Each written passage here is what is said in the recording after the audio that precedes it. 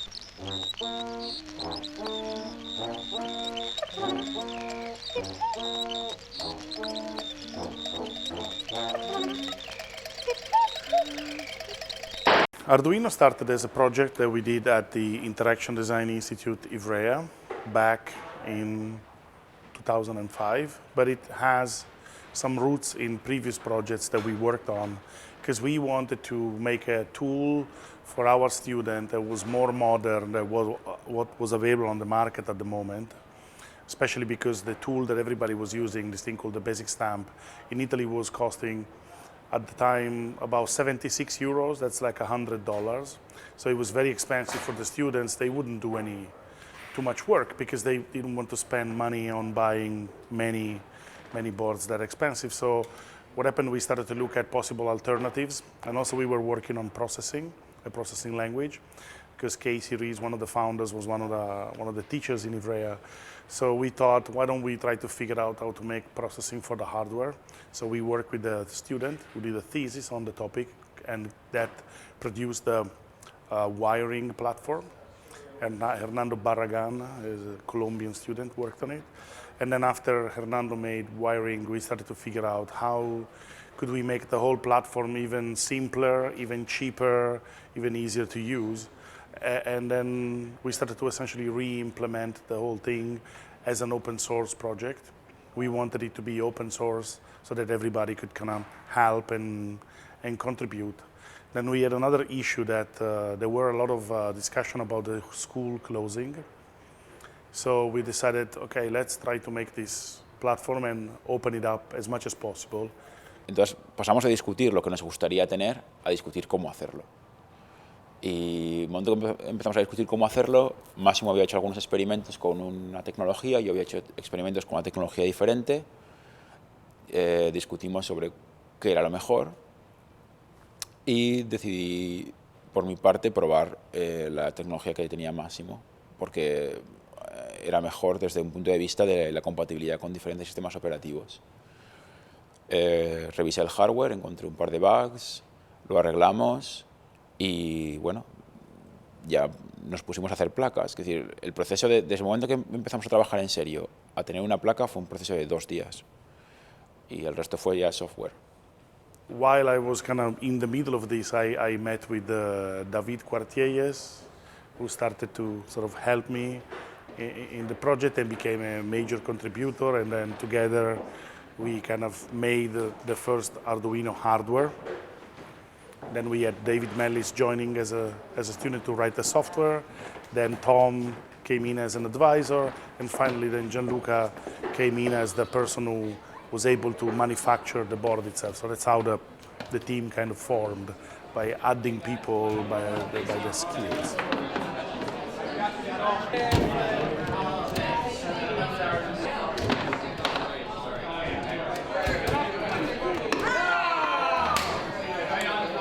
We'd been using wiring boards and wanted to port a bunch of programs to a cheaper microprocessor, basically, to install in some installations. And I helped write like a little compatibility layer so that all the old programs could run on the new processor. And then just being in Ivrea and not wanting to spend too much time on my actual thesis, I spent more and more time like working with Massimo and the other guys developing Arduino. I knew that there was this development of this hardware equivalent to processing. And I went over to Ivrea in June of 2005 to do a workshop with them on another subject. And they showed me the Arduino board at that point. And I looked at it and I said, you know, this is great, and it definitely works for your school, works for my school too, but I think it could be a larger thing. And I think more people would want to use this. And Massimo said, well, that's good feedback, thanks. And then I went back to the States, and a couple weeks later they wrote to me and said, you know, we want to go further with this, and we want to try and get it to the larger world. Do you want to join us as part of the team? And I said, yeah. And it was just, for me, it was a case that this is a tool that I could see using myself, and therefore I could believe in actually helping to get it out to a wider world. After the first prototyping, there was the needing or the desire to start to manufacturing something in a more professional way and in a more commercial way, because all the first sample was and mounted was doing just to let them work. After Massimo and David decided and understood the prototype was working, they needed to make a bigger batch. So we decided to work on 200 units, and I made a little redesign, a little design for manufacturing in order to produce them. It was a test. They agreed with their school, Interaction Design Institute and the K3 of Malmo, to buy 50 each. That was a good starting point. That means we will not lose all the money, but at least half was coming back. The selling price was exactly what we paid for. I think we earned €1 for each board. That is nothing considering all the effort we put inside. And after some advertisement, after some speaking with friends, this movement started to move. And so we received the first call of first customer asking for one board. There was a friend of Massimo and David, but it was the beginning of something. A few months after meeting, he said, hey, Nate, SparkFun, you guys should carry this thing called Arduino. And I looked at it, and at that time it was the through-hole version, the RS-232 version. And I said, this looks very, very interesting, but I didn't really understand it. And I hadn't wrapped my head around it. And so he said, you know, Tom, I don't think it's for us. We don't really do kits. We're not sure how people are going to react to this. And so I decided against it. It was a few months later, 6-7 months later, that Arduino came out with the full USB version and fully assembled and tested and ready to go. And Tom, again, came to us and said, hey, SparkFun, you should really carry this. And I said, well, okay, well, I'm not really sure. You know, we'll bring in 20 and see how they sell. And that was the first 20 out of about 40,000 at this point.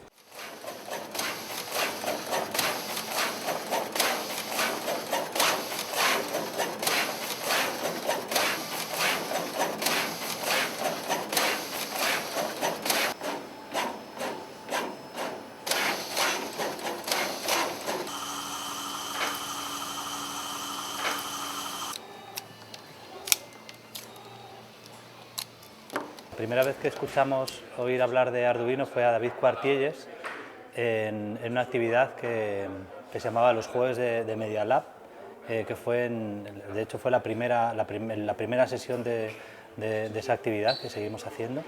Y él suelta ahí su rollo y al final, ¿no? Después de hora y media de estar escuchando toda la historia de David, aparece que está involucrado en este proyecto, pero una cosa muy pequeña, ¿no? Entonces, para mí era como, wow, por fin, o sea, a ver, David, ¿por qué no empezaste por aquí, no? Os quiero hablar de Arduino.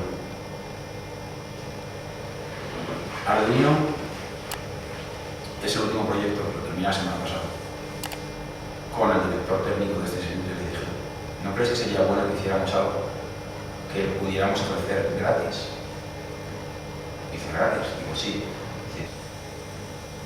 Y a partir de entonces, bueno, pues también a través de Gustavo y de seguir el contacto con David, pues organizamos un taller de Arduino en octubre de 2005, que creo que fue uno de los primeros talleres, si no el primer taller que se organizó de Arduino. El último día David propuso hacer pequeños prototipos, se llamaba Trae tus cacharros viejos y hagamos algo con ellos. Y de ahí surgieron proyectos que fueron muy interesantes, entonces la gente continuó haciendo pequeños instrumentos electrónicos, pequeños robots.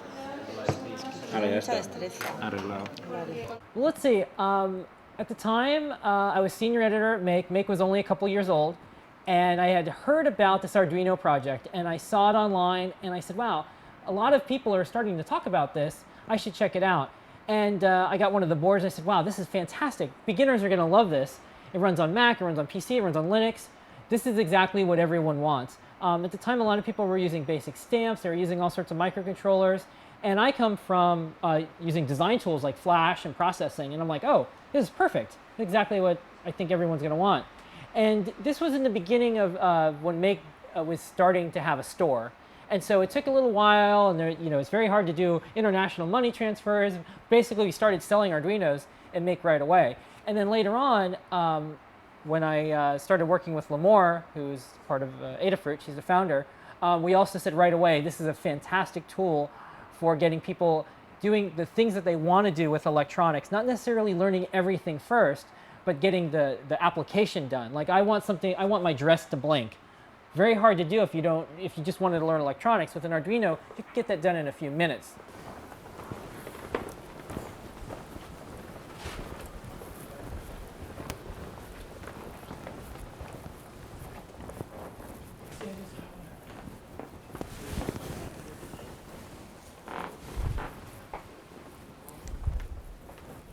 Just start the confetti video.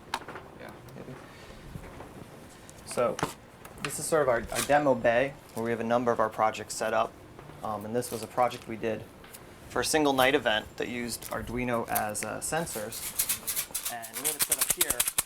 The way it works is we made these giant maracas that when you shake them, they create these explosions of confetti. And in the original install, it was on a giant sphere, but here, each one of these has an accelerometer in it and a Bluetooth controller, and it's sending it to the computer, and then we're generating these graphics. And it's all related to a specific event where we wanted people to lighten up. It was at a cocktail party, and we wanted people to really let loose and feel more free than they typically do at these sort of events.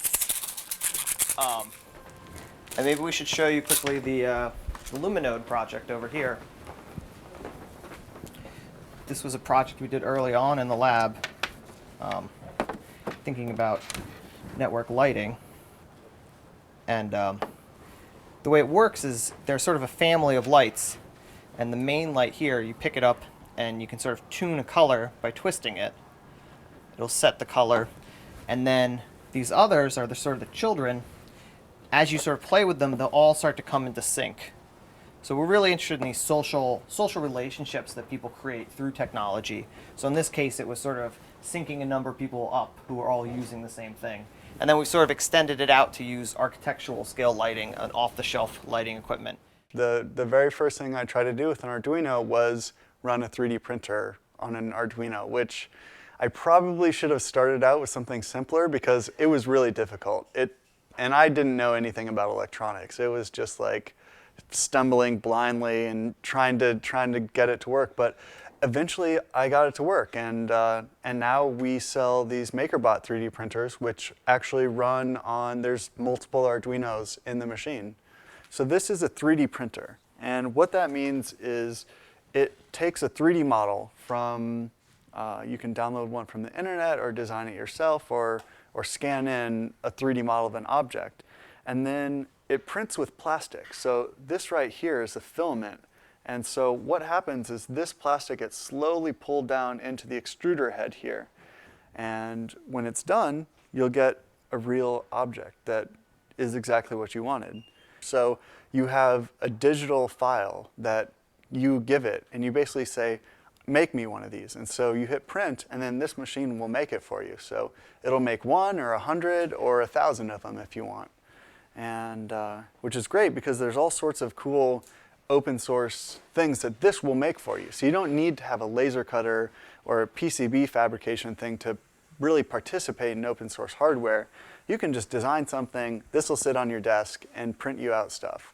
So it's one of the things I really like about this is that this allows you to apply the idea of open source hardware to things that are very, very basic that you would not otherwise consider to be open source hardware. So we have there's an open source whistle, for example.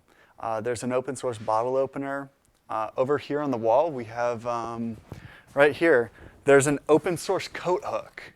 So we have a coat hook. This is open source hardware. There's a file on the internet you can download, and if you have a 3D printer, you can print out as many coat hooks as you want, and you don't have to pay anybody anything. If you want a bigger coat hook, you can make it bigger. And it's just this wonderful idea that we can apply this idea of open source to all of these common everyday things that we use in our life. Like what we're trying to do is open source everything. Would sort of kind of been a crazy idea 10 years ago, are now actually, there's a path that we can take to get there, and people are starting to take it seriously. Open source hardware is a fantastic way to make sure other people can look at your designs and improve them.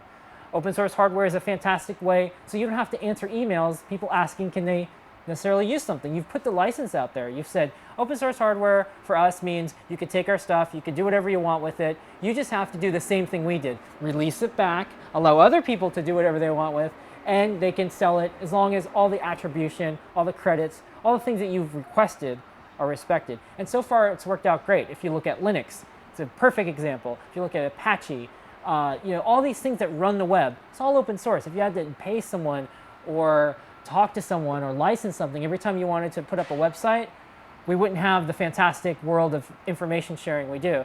So I look at Arduino as a physical representation of all the great things you got with open source software, but now it's starting to happen in hardware. We will hit a level where people will be creating hardware in the same way that people were creating books after movable type became cheap and easy to replicate. And I really think that that's the level of the open source hardware revolution, is we are looking at something like a Gutenberg event where movable type will change how people read, write, and share information. And only in this case, it will be how we create and use physical objects. The idea behind having control over these physical objects and being able to manipulate them at will and not be afraid to take them apart, to see what's inside, to really know everything that's going on.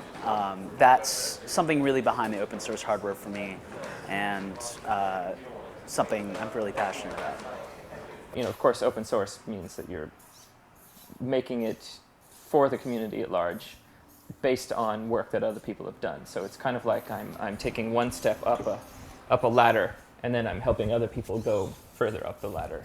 El problema que hay es que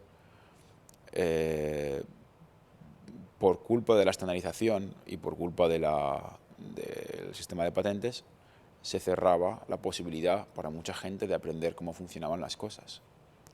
Y quedaba reservado a un grupo de gente que son los hackers, que por tener mayores conocimientos técnicos podían o se sentían con la capacidad de abrir un elemento electrónico y mirar qué es lo que había dentro. Y bueno, a mí el hardware abierto significa volver a tener la posibilidad de mirar qué hay dentro de las cosas, pero hacerlo de una forma que esté permitido, o sea, que sea éticamente correcto, que sea legal y que permita mejorar la educación.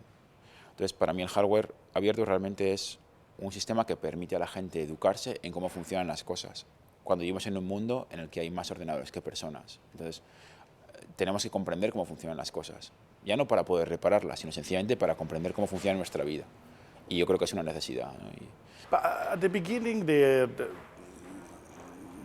you know, on the whole question of open source hardware versus open hardware, open source, it's still very complex. It's a very complex situation. There's still not very defined standards or licenses or processes. For us at the beginning, it was a specific need. We knew the school was closing, and we were afraid that lawyers would show up one day and say, everything here goes into a box and gets forgotten about. So we thought, okay, if we open everything about this, then we can survive the closing of the school. So that was the first step. Then we started to figure out that there was a way to get a very nice ecosystem of people participating and making extensions, making derivatives and helping. And then our activity of talking to manufacturers and making them to build things became an interesting study on how there could be a business model that would apply to open source. Y para nosotros fue muy importante, ¿no? Como un espacio cultural, ¿no? De experimentación, intentar aplicar también esas lógicas de las herramientas libres a los procesos de trabajo.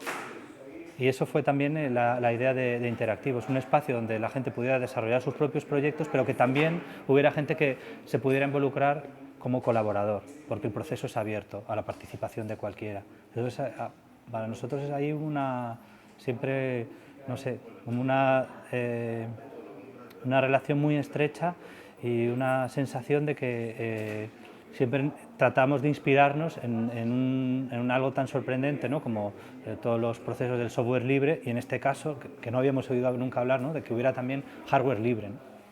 Y esto pues, nada, fue como un hervidero, ¿no? de posibilidades que se dispararon en muchas direcciones. I love open source hardware. I think everything should be that way. It's great for education. I like sharing what we've learned, and it's easy for the kids to find out more. And it would be great if they could build their own things. Yeah. I did not learn microcontrollers until my middle years in college, till the end of college. And I was really blown away by how easy it was to use, Arduino namely being the forerunner development board. I think given the right series of events, if Arduino and electronics could be taught in high school, I think there's a big future for not only engineers but also artists, also digital media, interactive design people.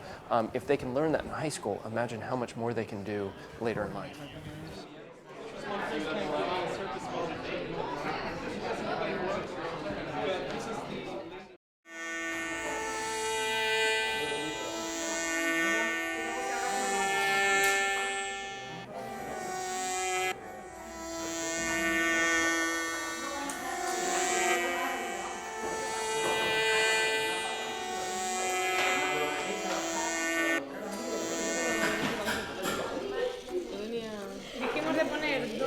Cuando el Arduino le manda la señal, el Arduino controla exactamente lo mismo que harían estos dos pulsadores. Esto está hecho para grabar y reproducir tocando los botones a mano.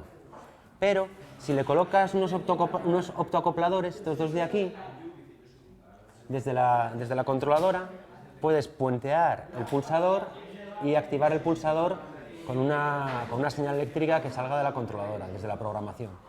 Entonces, por eso el Arduino es tan potente, porque puedes controlar cualquier cacharrillo que funcione con pulsadores. Es una herramienta fantástica para que los chavales de esta edad tengan un contacto con un montón de realidades que viven.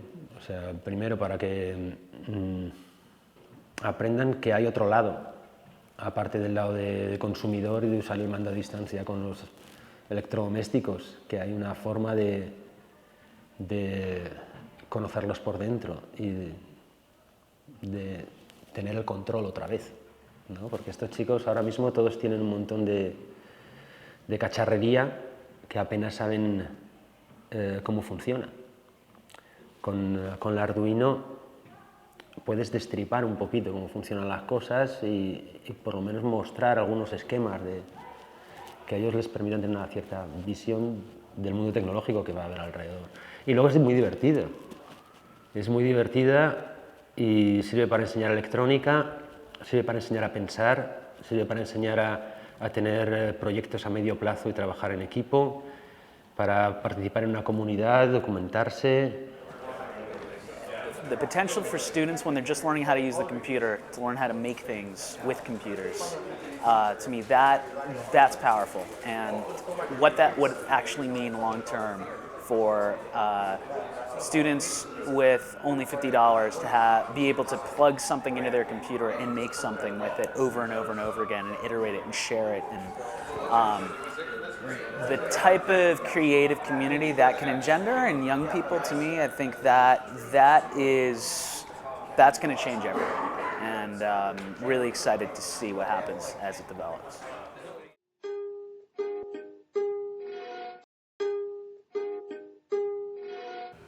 Ahora mismo Arduino tiene 120.000 usuarios o 130.000 usuarios, o, bueno, lo contabilizo por circuitos vendidos. Bien, el tráfico que estamos registrando en nuestra página web es de 15 millones de hits al mes, que se traduce en unos 600.000 hits al día. Esto es sabiendo que se emplea activamente en universidades, que lo emplea gente que hace sus proyectos personales y demás. Imaginemos que de repente se fuera a emplear en colegios de secundaria. El futuro no va a ser tecnológico en un sentido, ¿no? Que va a ser mucho más, un poco más social o por ahí, ¿no? Que va a haber una especie como de eclosión de un montón de gente que va a empezar a usarlo. Frankenstein car. Y luego vuelvo a aterrizar Arduino. That just goes all the way around. Del puerto USB. I definitely see Arduino taking one path of just being very easy to use, even easier than it is now. So making it easier for beginners to get into it. One of my favorite distortion pedals, a Big Muff, with my favorite microcontroller board, an Arduino.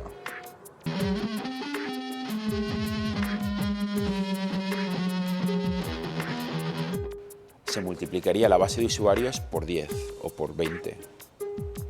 Entonces, si esta gente de repente empezara a compartir sus ficheros en la red, todo esto no podría ser soportado, no funcionaría. Here's a robot. If I tilt, you can see the light goes left, I go up. I want Arduino to always be a tool that people who have no understanding of computers can look at and can get an understanding of how a computer works from. But I sell these, and so that's part of how I make my living. Para que esto siga así dentro de 10 años, lo que hace falta es que nosotros podamos seguir creando nuevo hardware, que la comunidad nos siga realimentando y que nosotros podamos incluir sus cambios y sus propuestas dentro de las mejoras necesarias. Y lo que yo veo es que dentro de 10 años espero que haya por lo menos un ordenador Arduino. ¿O qué?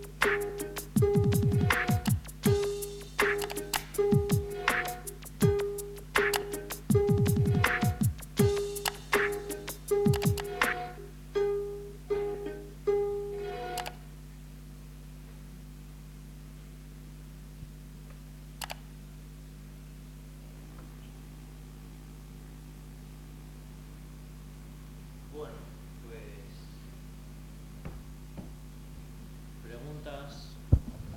¿Alguien tiene alguna duda? Os puedo contar que la idea surgió cuando Cuartielles vino, sale aquí en el documental, que dio la primera charla en Madrid, en Medialab Prado, antes de que cambiara de edificio, y luego vino a Laboral, donde yo estaba trabajando, en Gijón. Gustavo Valera, que es el productor del documental, era antes el técnico de Medialab Prado en Madrid, y fue cuando Cuartielles vino a Asturias, y era cuando Arduino vino y nos dijo: vamos a hacer un taller, vamos a soldar placas de Arduino. Y nada, y esa fue más o menos la cosa, y ahí vimos ejemplos con luces y con cosas muy básicas, porque el taller era más soldar la placa y los componentes que lo que realmente se aprendía en aquel momento, porque el IDE todavía no estaba preparado para lo que se puede hacer ahora mismo. Y sí, el problema fue, pues sí, que a la Unión Europea le pareció muy bien, a Laboral le pareció muy bien, pero al dinero ya sabéis cómo es la cosa. Tardó 2 años en gestionarse el dinero, y justamente se rodó todo esto cuando era la reunión secreta, entre comillas, de Arduino, que presentaban el Arduino One, que era Arduino 1.0, y era en Nueva York, y entonces aprovechamos a ir allí a grabar a todo el mundo. Y algunas de las personas, básicamente el documental tenía unos objetivos, que no quisimos usar voz en off para que contaran los propios entrevistados la historia.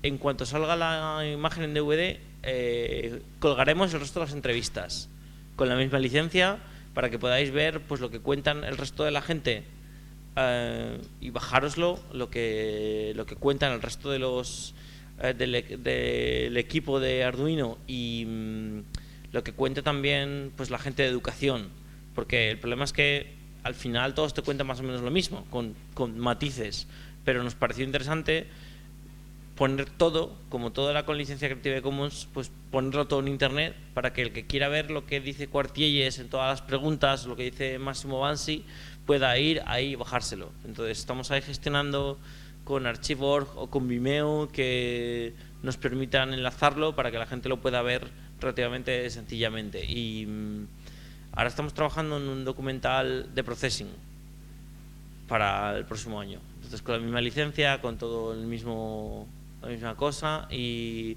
al final se van a hacer unos DVDs que todavía no está claro, se van a hacer en Taiwán, porque el principal problema que tenía el documental eran los subtítulos en chino, en otros idiomas, y al final yo estuve en Taiwán invitado por los que llevan la tienda oficial de para todo Taiwán de Arduino, y han publicado su primer libro para los institutos. Que bueno, claro, el problema es que los ejemplos son muy buenos, mucho mejores de los ejemplos que tenemos en los libros de Arduino en castellano, pero claro, el problema sería hacer la traducción, porque eran ejemplos muy sencillos que valen para institutos, para universidades, para ese tipo de cosas. Y claro, hemos hablado con ellos para que cedan los ejemplos en PDF, y a ver si alguien nos puede traducir para que se queden en la web para utilizarlo y tal. Ahora estamos trabajando, yo por lo menos, con Arduino. No sé si sabéis que Google sacó en el Google I.O. una placa que teóricamente permite utilizar Android y Arduino. Bueno, esto lo presentaron y no dieron fuentes, había 2 ejemplos. ¿Qué pasó? Arduino se enteró 2 semanas después de que Google había presentado una placa que era un Arduino normal y corriente, con el logo de Google, un PCB blanco, y costaba 400 euros.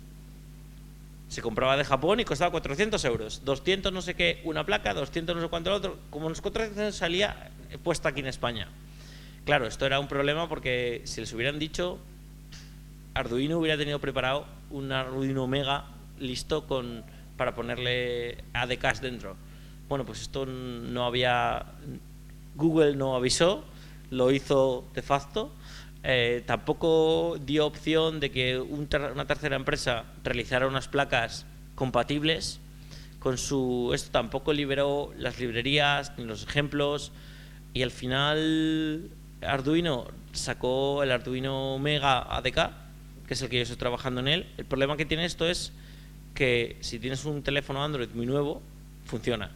Le puedes meter código, hemos hecho ejemplos de controlar un Arduino normal con un Android, todos los cambios, este tipo de cosas, pero claro, ahora nos queda actualizar todos los teléfonos antiguos a que soporte esto. Entonces, más o menos lo que se está haciendo ahora, justo estos días, ahora que creo que, no sé si vino Quartiers al final aquí a... Claro, es que no sé, que algo le ocurrió y no... Pero yo le pregunté, porque iba a venir, y me dijo, no, es que al final no he podido venir a esto. Pero bueno, no sé cómo... No sé si tengo que ir yo a Suecia para el proyecto o cómo será la cosa. ¿Alguna duda tenéis de cómo el rodaje? La imagen del principio, el documental, es el laser cutter de MakerBot. El tío de MakerBot le fuimos a entrevistar allí. No estaba muy claro qué nos iba a contar, pero al final era un tío muy majo.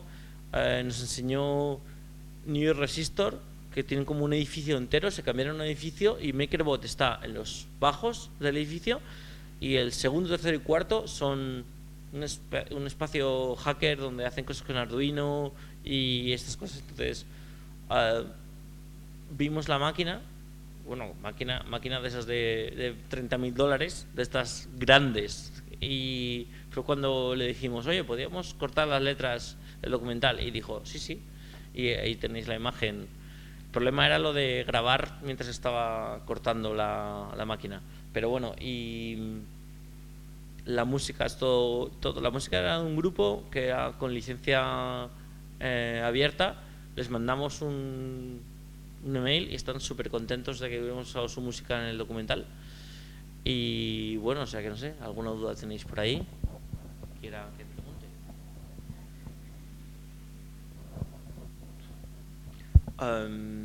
No sé qué más os puedo contar. Aparte de los problemas de licencias, que claro, yo cuando fui a hablar con la Unión Europea, yo tuve la idea del proyecto y lo presenté la primera vez a través de Laboral, y Laboral se limitó a mandarlo a los fondos del cine de Europa. Tuve que ir a Bruselas, allí a hablar, y un señor me dice, ¿y esto cómo quieres darlo gratis en Internet? Fue la pregunta que me dijo, y dije, no lo quiero dar gratis en Internet, quiero que todo el mundo lo pueda ver y lo pueda copiar, pero no hagan dinero con ello. Son temas completamente distintos, pero en Bruselas no tenían claro esto de darlo en Internet y no sacar dinero de ello. Entonces me llevó ahí 2 visitas, porque la persona que me tocó al principio me dice, es que esto no queda claro, a mí no me queda claro esto de darlo el documental y que lo paguemos nosotros. Y yo digo, oiga, no estamos haciendo una película, es un documental. El único dinero que da la Unión Europea ahora para hacer este tipo de cosas son dinero para los gastos. No te da dinero para la producción, es dinero para... Vas a grabar un documental a un sitio y le dices, va a estar en un par de idiomas europeos, inglés y castellano, y entonces más o menos te dicen que sí. Entonces lo que pidieron fue que cuando teníamos todo el medio montaje, hubo que enviar, bueno, lo pusimos en Internet con contraseña, y 10 personas de la Unión Europea vieron el previo y de Laboral y estuvieron muy contentos. O sea que básicamente el proyecto era como que íbamos a Nueva York y a Madrid y en Gijón y tal, y iba a ser un par de meses. Un par de meses fueron 6 meses de montaje, porque el problema es que el vídeo era todo HD y el documental en sí ocupa como 75 gigas. Entonces es una cosa que hemos decidido usar formatos abiertos, independientemente de la imagen de DVD que va a salir, para que tú te la bajes y la montes con el sistema operativo que quieras. Vamos a sacar un Matryoshka. Hemos decidido que para HD lo más correcto va a ser un Matryoshka con subtítulos seleccionables dentro, de de 27 o 28 gigas con todo el HD como se rodó, y unos extras que también vamos a liberar, que va a tener el DVD. Y entonces, bueno, esa es más o menos la cosa. Me imagino que hablaré con ellos para que el enlace se quede donde está la web, para que lo podáis hacer a ello, pero bueno, en la web del documental está tal.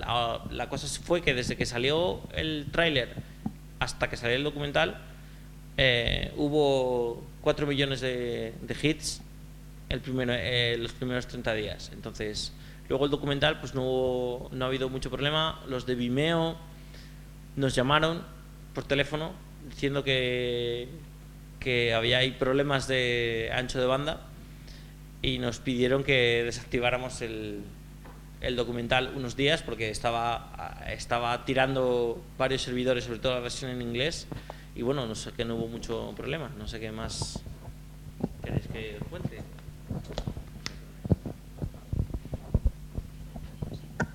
Buenos días. Perdona, ¿hasta qué punto el tema seguridad, digo seguridad eléctrica, porque normalmente cuando tú estás con un micro, pues está trabajando con 5 voltios, no hay ningún problema, conectas el ordenador, pero cuando empiezas a hacer cosas ya a nivel un poco que quieren manejar luces, quieren manejar otras cosas, pues entonces está el tema de seguridad eléctrica. Entonces, ¿hasta qué punto entra la responsabilidad de si un alumno o una persona, que sea, pues tiene un problema, cuál sería legalmente la situación? Porque si no está pasando una serie de homologaciones, puede existir ese problema. Hombre, la cosa es que Arduino en sí, soluciones hay. Lo que se suele hacer es que hay X placas pequeñitas que utilizas entre el Arduino y tu montaje que sí están homologadas. En la Unión Europea hay gente que ha tenido ese problema antes, entonces para varias cosas de robots usando un Arduino, si lo que quieres hacer es usar un Arduino One normal, estándar, el que se compra, ya hay placas para meter entre medias, que ya es la placa la que te dice, sí, esa placa te va a costar dinero, pero sabes que está homologada y está firmada, y entonces lo que a ti te interesa es que lo que tú enchufes de esa parte hacia afuera esté homologado. Porque a ti lo que te interesa es pues las luces o los micros, lo que quieras poner, que esté homologado, porque te van a pedir que esté homologado donde lo enchufas, y lo vas a enchufar a esa placa intermedia, y luego tú el código que quieras utilizar en el Arduino, eso es, pues, bueno, siempre luego hay soluciones que a lo mejor te pide, por ejemplo, me hace gracia que, por ejemplo, para el Bluetooth, para controlar Bluetooth, pues todo el mundo te dice, no, venden unos escudos. ¿Para qué vas a utilizar un escudo cuando te compras un sensor de Bluetooth, lo pinchas y utilizas lo que necesites? Entonces, yo para soluciones sobre todo de cosas de control de luces, presencia y cosas que hemos utilizado en el museo, pues sí teníamos ese problema, porque el hardware que nos venía no era nuestro, era para la exposición esa de 2 meses, entonces era como que pues sí, buscamos unos modelos de plaquitas como estándar que ya había, y lo que hicimos fue adaptarlos a los Arduinos, con 1 o con 2, dependiendo de los controles que había que hacer.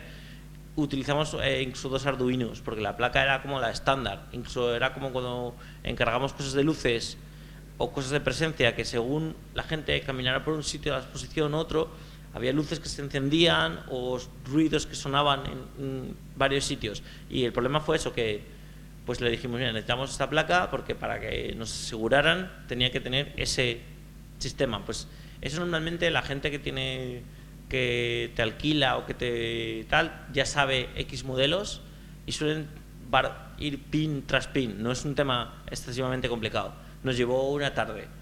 Una vez tenemos la placa en sí, la probamos con luces pequeñitas, con cosas tal. Una vez funciona, te da lo mismo que sea una sala inmensa, que sea un mogollón de luces, o cañones. Nosotros, por ejemplo, poníamos luces y cañones, y según la gente pasaba por el museo, detectaba la presencia en las escaleras y ponía un cañón en un sitio, para que ellos lo vieran según bajaban. Entonces, y eso lo hacíamos con Arduino desde el principio. Bueno, claro, todo se ha dicho, hay Arduinos clónicos que para cosas muy sencillas funcionan bien, pero para cosas complicadas que el código tiene que ir al segundo, nosotros, claro, en el museo yo no controlaba si se compraba uno oficial, pero al final la experiencia me demuestra que el oficial era el que funciona y lo dejas puesto y el código y te olvidas, porque hasta que se acabe el tema no tienes luego problema de montarlo. Entonces eso es cuestión de hablar con los que necesitas y te van a dar pues una plaquita de varios y nada, y eso es nada, probar un poco, pues nada, con algo sencillo, y una vez veas que funciona ya sabes cómo controlarlo, porque estas placas son las que usan pues para otro tipo de enchufar a un PC o por USB, esas cosas. Entonces no es nada complicado. De todas maneras, mi email luego os lo puedo dar por ahí, y ahí sí que tengo algo de experiencia en montajes de estos de audio y de tal. Os puedo dar unos cuantos modelos que están que venden en España, y que además sale mejor incluso comprarte la placa que te la alquilen, porque si haces el código y luego resulta que para otro montaje te lo cambian, tienes que volver a hacerlo desde cero. Hola, buenos días. Te quería preguntar tu opinión acerca de la posible oposición o resistencia que se puede encontrar la filosofía open source y más open hardware con cómo están montadas las empresas, con la filosofía que tienen muchas empresas y muchas organizaciones, como lo que has comentado en Bruselas, que les parecía extraño que quisieras distribuir el vídeo totalmente gratis y libre. O sea, ¿cómo puede afectar la filosofía del mundo en el que vivimos a la filosofía open source, open hardware, y cómo crees que va a estar el mundo, este mundo, dentro de 10 años, o cómo te gustaría verlo? Hombre, Gracias. yo el problema que tuve fue que los señores que fui a reunirme con ellos, con mi papel de la licencia firmada ya previa, antes vamos, básicamente teníamos medio documental rodado cuando fuimos a asesorar esto. Estos señores, yo fui con un Arduino y les enseñé en un ordenador las fuentes, que no solo la placa en sí era que la podías comprar, que en X lugares no la puedes comprar y te la puedes hacer. Y yo les decía, no, estos señores no es una empresa que la vende o tal, pero que tú tienes otra empresa y dices, pues quiero venderlo tal. Esto es complicado. Luego al final sí que con gente que hablé después, en una segunda visita, entendieron la filosofía detrás del Open Hardware, pero el problema era, claro, que el Open Hardware, la versión 1.0 del estándar, ha salido hace nada. Lo sabes tú, es una cosa que salió, el estándar, cuando salió la placa de Arduino, no se sabía, era como aplicar open source a hardware sin saber si existe una licencia que va a tenerlo todo exactamente, porque lo tuvieron que aplicar. Y por ejemplo los escudos, por ejemplo, claro, todas las empresas que yo he visitado, algunos no han salido en el documental, pero he visitado un mogollón de empresas, todas lo tenían súper claro, que era que si el Arduino libera el código y las fuentes, ellos tenían que seguir el mismo tal. Hay algunas excepciones, tú sabes, que hay gente que dice, uy, es que esto yo no tal. Digo, pues oiga, pues no saque escudo. Si no va a usted liberarlo con la misma licencia con la que tiene que estar. Entonces, bueno, a mí, por ejemplo, ahora me ha gustado que antes, yo me acuerdo que los escudos de Arduino costaban 60 euros. Había escudos que eran absolutamente carísimos, para mi punto de vista. Y ahora, cuando estuve viendo todo cómo lo están montando, han hecho como una especie de precio, han hablado con todos los distribuidores del mundo y han dicho que los escudos tienen que costar 31 euros como máximo. 31 euros listos para enviar con más portes, que me sigue pareciendo bastante razonable, teniendo en cuenta que las placas de Arduino el precio es absurdo. Nos sale mejor a los europeos comprar de SparkFun que comprar desde de la tienda X que tengan en Madrid o Barcelona, porque vamos, pero es lo mismo con los XB.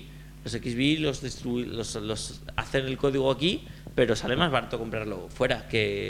Y es una cosa que yo hablé con la gente de Arduino y les dije, esto no puede ser así. No podemos estar los europeos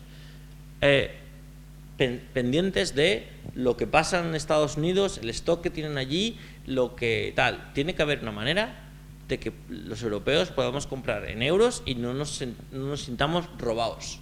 Porque es un tema que a mí me pasa. Digo, ¿qué pasa? A mí me salen gratis las placas, pero porque estoy metido en el ajo con ellos. Pero yo creo que su idea es que en los próximos 5 años quieren mantener el Arduino One como está, sencillo, y sacar un par de placas un poco más específicas y un poco más difíciles para gente pues, que quiera hacer una cosa u otra, pero manteniendo más o menos el precio, subiéndolo 3, 4 euros, que sigue siendo razonable para mí. Si te dicen pues que una placa más potente te cueste 3 euros más o 4 euros, es que además, por ejemplo, ahora el Arduino Mega, lo siguen vendiendo. El Arduino Mega cuesta, pues no sé si cuesta 50 y algo dólares, y el Arduino ADK, que tiene más RAM y es más rápido, cuesta 3 euros más. Claro, todo el mundo está comprando el ADK, lo vaya a usar o no, porque es más rápido y le cuesta, y tiene USB host y todo este tipo de cosas. Entonces, yo me reuní con Cuartielles hace 4 días en Berlín y me quedé así como digo, ¿qué ha pasado aquí? Es como... El tema es que ellos saben más o menos lo que quieren hacer, pero no puedes hacer todos los cambios sin que los usuarios estén de acuerdo. Permiten que todos los usuarios digan, bueno, pues el software, a mí por ejemplo me pasa que uso Mac y uso Linux. El software de la versión que te permite embeber Android, pues falla. No tiene soporte de Bluetooth y no tiene sentido utilizar un móvil si no tiene soporte de Bluetooth. Porque entonces al final no lo estás usando de forma móvil. Entonces hay que ir poco a poco esto. Y hace muchísimo caso a los foros y a lo que dice la gente. Aunque creáis que no, lo están leyendo. Tienen a gente leyendo todo. No responden porque esperan que los usuarios respondan y que la gente encuentre los ejemplos. Y tienen gente que están siempre buscando ejemplos de páginas, tal, de gente que libera el código, pero no lo libera en el sitio correcto. Les mandan correos, oye, pues libera el código en la página y todo esto. Bueno, muchas gracias a todos. Lamentamos tener que cortar a Rodrigo, pero ya tenemos que empezar la siguiente charla. Gracias a Rodrigo y a vosotros también por vuestra espera. Les damos las gracias.